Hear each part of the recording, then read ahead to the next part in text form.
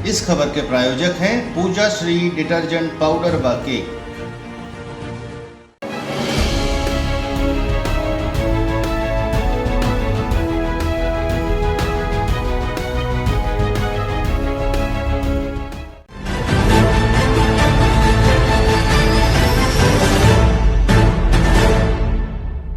नमस्कार, मैं हूं केशव तिवारी और विशाल खबर के चर्चित चेहरे कार्यक्रम में आज हमारे बीच में रैगांव उपचुनाव में भारतीय जनता पार्टी के प्रत्याशी नहीं प्रतिमा बागरी जी मौजूद हैं। तो आज हम प्रतिमा बागरी जी से बहुत सारे मुद्दे पे चर्चा करेंगे। तो प्रतिमा जी, बहुत बहुत स्वागत है आपका हमारे विशाल खबर स्टूडियो में। बहुत बहुत धन्यवाद। प्रतिमा जी, भारत में प्रायः महिलाओं को ये माना जाता है कि ये चूल्हे चौके और बहुत ज़्यादा हुआ तो किसी शासकीय नौकरी तक सीमित हो जाती हैं महिलाएं, लेकिन आपने उनसे इतर राजनीति में आकर के तो आप राजनीति में आने के पीछे का क्या मकसद था? माने आपकी क्या सोच थी राजनीति में आने की? जैसा कि आप स्वयं कह रहे हैं कि महिलाओं को चूल्हे चौके तक रखा जाता है, लेकिन इसकी शुरुआत बचपन से मेरे पिताजी ने, जब बेटियों को पढ़ाना उचित नहीं समझा जाता था, वो भी अंग्रेजी माध्यम में, तब पिताजी ने संघर्ष किया और कॉन्वेंट स्कूल में पढ़ाया। तो उसके माध्यम से एक प्रेरणा मिली, और जब हमारी क्वालिफ़िकेशन अच्छी होती है, पढ़ाई लिखाई अच्छी होती है, तो निश्चित तौर पर हमारी विचारधाराएं बदलती हैं। तो उसी विचारधारा, वही स्टडीज़ कहिए कि उसी के माध्यम से एक प्रेरणा मिली कि हम चूल्हे चौके तक नहीं रहेंगे, आगे काम करना या जॉब करना मेरी प्रायोरिटी शुरू से रही है, और मैंने किया भी। पढ़ाई के बाद मैंने नौकरी भी की है। तो इस तरह मेरा वो मुद्दा ही नहीं था कि मुझे चूल्हे चौके तक सीमित रहना। निश्चित तौर पर आपको राजनीति जो है वो बिछौने में मिली। आपके पिताजी जिला पंचायत, आपके पिताजी और माताजी एक साथ ही जिला पंचायत के सदस्य रहे। आपके पिताजी एक बार भारतीय जनता पार्टी से शहर के पार्षद भी रहे।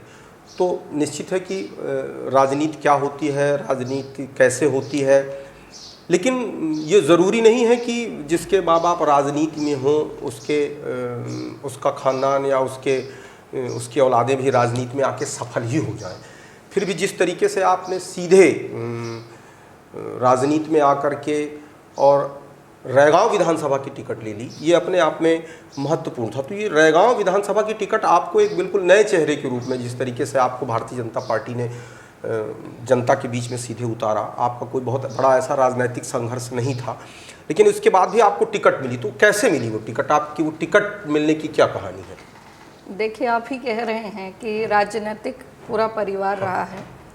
स्वर्गीय जुगल किशोर जी बब्बा रहे हैं, हमारे माता पिता भी शुरू से, मैं बचपन से देखती आ रही थी, राजनीति में सक्रिय रहे हैं, जनसेवा करते रहे हैं। तो इसलिए एक उस परिवेश में मेरा पालन पोषण हुआ। निश्चित तौर पर मैंने ये नहीं सोचा था कि मैं कभी राजनीति में जाऊंगी, लेकिन जैसे समय बीतता गया, तो जब मैं सतना रहना चालू करी, तो थोड़ा बहुत संगठन में सक्रिय होने का प्रयास किया और संगठन के कार्यक्रमों में आना जाना शुरुआत की। उसके बाद फिर एक दायित्व मिला संगठन में, तो उस दायित्व में मैं महिला मोर्चा की जिले की महामंत्री के रूप में संगठन में आई। और एक वो अंदर से उत्साह रहता है कि हमको काम करना है, तो उसको 100% करना है। तो अपनी परफॉर्मेंस जो मैंने है संगठन में रहते हुए, जो भी काम आए संगठनात्मक, उसको 100% रखा। मेरा प्रेजेंटेशन जो है संगठनात्मक कार्यों में 100% रहा।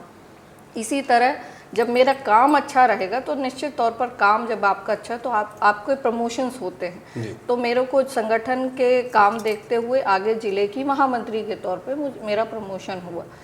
अब उसमें आप कहिए कि विधानसभा के लिए निश्चित तौर पर मैं नया चेहरा हो सकती थी, लेकिन संगठन में आप पूछेंगे तो संगठन के लगभग हर व्यक्ति से परिचय था, और संगठन के कार्यक्रमों में मैं सक्रिय रही, जनसेवा करती रही, लोगों के बीच जागरूकता करना, महिलाओं के बीच जाना, ऐसे सोशल्स वर्क में मैं लगातार सक्रिय रही। इसलिए वो अचानक टिकट ज़रूर मिलना है, और ये उपचुनाव था। उपचुनाव में जो कंडीशन थी वहाँ की, जो चुनाव टिकट को लेकर हो या लड़ने को लेकर हो, उस प्रोस्पेक्टस में मैं फिट हुई जी, और इस कारण से टिकट मिली, अन्य कोई कारण नहीं है। संगठन से जुड़ा होना, पार्टी से जुड़ा होना और काम को जानना, राजनीति का अनुभव होना, ये उसी से है। आप एक राजनीतिक परिवार से रहीं, आपको संगठन का बेहतर अनुभव था, साफ सुथरी छवि थी, इसके बाद भी आप रैगांव उपचुनाव क्यों हार गई? आपका कहना है रैगांव उपचुनाव हारी, मैं अपने आप को हारा हुआ नहीं मानती, क्योंकि जो आप वोट देखेंगे 61,000 लगभग वोट थे, 61,000 प्लस, वो भारतीय जनता पार्टी के सर्वाधिक वोटों में आते हैं। और चुनाव हारना थोड़ा सा कंडीशन कहिए, एक हमारे यहाँ जो त्रिशंखीय मुकाबला होता है उसमें बहुजन सदैव रहती है, तो बहुजन कहीं ना कहीं जो शिफ्टिंग हुई बहुजन वोटर्स की वो कांग्रेस की तरफ ज़्यादा हुई।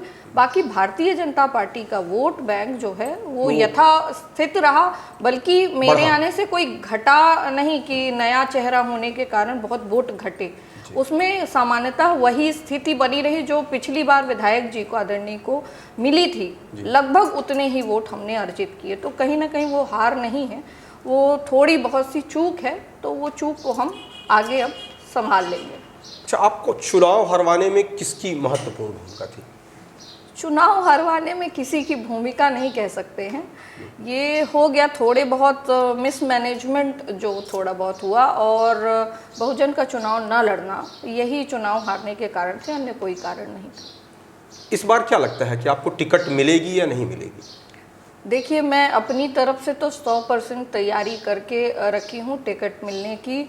जिस तरह से मैंने अपनी शुरुआत की है, चूँकि पार्टी ने अगर मुझे पे भरोसा जता के मुझे टिकट दी थी, और चुनाव हारने के बाद नेक्स्ट डे से कोई 1-2 दिन का विराम लेता है, मैं हारने का जिस दिन परिणाम है उसके नेक्स्ट डे से लगातार आज की डेट तक भी मैं क्षेत्र में सक्रिय हूँ। कोई व्यक्ति ये नहीं कह सकता कि 24 घंटे मैं घर में काटी हूँ। लोगों की समस्याओं को सुनना, घर पे एक समय सीमा उसकी निर्धारित की है, उसके बाद लगातार क्षेत्र में जाकर उनकी समस्याओं को सुनना, यथाउचित निर्णय कराना, और जो मुझसे हो सकता है लोगों के सुख दुख में सम्मिलित होना, वो सब मैं जनता के बीच जा रही हूँ और उनका भरपूर स्नेह और प्यार मिल रहा है। जहाँ तक है तो लोगों पे अब बहुत सा मन में ये भी है कि हम लोग जिन्होंने वोट नहीं किया वो खुल के बताते हैं कि हमने आपको वोट नहीं किया था, हमसे बहुत बड़ी भूल हो गई, उस भूल का एहसास भी है लोगों को। लेकिन यही कहते हैं कि इस बार आप देखिएगा, हम आपको इस बार बम्पर वोटों से यहाँ से जिताएंगे। लोगों को गिलानी है, बहुत बहुत बहुत ज़्यादा गिलानी है। अच्छा, टिकट मिलती है तो क्या स्थिति होगी आपकी? टिकट मिलेगी तो मैं आपको 200% कह सकती हूँ कि हम चुनाव जीत के आएंगे। इस बार कांग्रेस और बहुजन समाज पार्टी से जो विधायक रही उषा चौधरी जी, वो भी आपकी भारतीय जनता पार्टी में शामिल होकर के आपकी प्रतिस्पर्धी बनकर टिकट मांग रही हैं। क्या लगता है आपको कि उनके आ जाने से आपकी टिकट पे क्या असर पड़ेगा? देखिए, उषा चौधरी जी हमारी बड़ी बहन हैं और राजनीतिक अनुभव में भी कहें तो काफ़ी वरिष्ठ हैं। उन्होंने काफ़ी संघर्ष किया है, तब उस मुकाम तक पहुंची हैं। तो निश्चित तौर पर प्रतिद्वंदी तो नहीं कहेंगे, पर हाँ एक मांग है। जब तक टिकट नहीं वितरण होती है तब तक वो अपनी मांग रख रही हैं। बाकी बड़ी बहन है, उनका स्नेह और प्यार मुझे पहले भी मिला है, मार्गदर्शन भी मिला है, आगे भी मिलेगा, और यदि उनको टिकट मिलती है तो मेरी तरफ से उनका पूरा सहयोग रहेगा, और मुझे मिलती है तो उनका पूरा सहयोग मुझे रहेगा, ऐसा मेरा मानना है। जुगल किशोर जी का आपका अपना परिवार है, लेकिन आपकी राजनीतिक सक्रियता देखने के बाद उनका परिवार आपसे वैमनस्यता मानता है या नहीं? मैं इस वक्तव्य से बिल्कुल संतुष्ट नहीं हूँ। देखिए, राजनीतिक परिवार में परिवार ही है हमारा, और परिवार में कितना भी कहिए अंतर कला हो, लेकिन अंततः निर्णय आने पर वह सब साथ हो जाते हैं और सहयोग करते हैं। तो मेरा भी यही मानना है कि यदि पार्टी मुझ पे भरोसा जताती है, टिकट मिलती है, तो वह सब सहयोग करेंगे, साथ खड़े होंगे। वर्तमान विधायक कल्पना वर्मा है, अगर आपको 10 नंबर में उनको नंबर देना हो तो कितने नंबर देंगे आप? देखिए, किसी भी जनप्रतिनिधि को हम नहीं नंबर दे सकते, उनको नंबर देने के लिए, क्योंकि जनता उनका चयन करती है। तो अगर आप 10 में से कोई भी अंक मांगते हैं तो वह जनता दे सकती है। तो इसके लिए आपको जनता के पास जाकर इस प्रश्न का उत्तर लेना होगा कि कितने अंक वो देना चाहती हैं, क्योंकि उनका निर्णय था, उन्होंने उन्हें चुना था और उसी के माध्यम से उनके बीच वो क्या काम करी हैं, कैसी उतरी हैं, ये सब जनता बता पाएगी। अच्छा, भारतीय जनता पार्टी आपको दोबारा टिकट क्यों दे? मेरी को टिकट क्यों दे?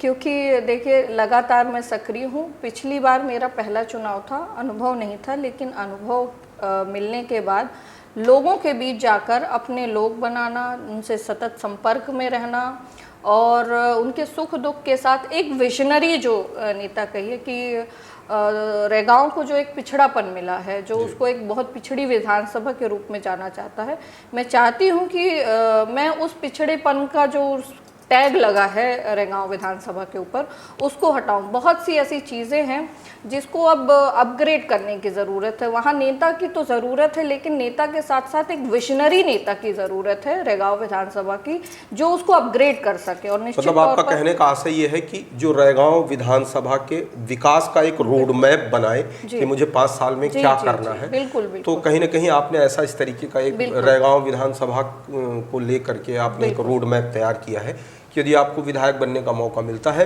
तो जो रैगांव विधानसभा के माथे पे अविकसित होने का जो कलंक लगा हुआ है, उस कलंक को मिटाने का काम आप करेंगे। बिल्कुल। यदि आपको टिकट मिल गई तो आपको क्या लगता है कि आप चुनाव जीत पाएंगी या नहीं? बिल्कुल 200% चुनाव जीत लूंगी और बम्पर वोटों से जीतूंगी। मेरे को लगता है कि सतना की 7 जो सीटें हैं उसमें सर्वाधिक मतों से रैगांव विधानसभा जीत के आऊँगी।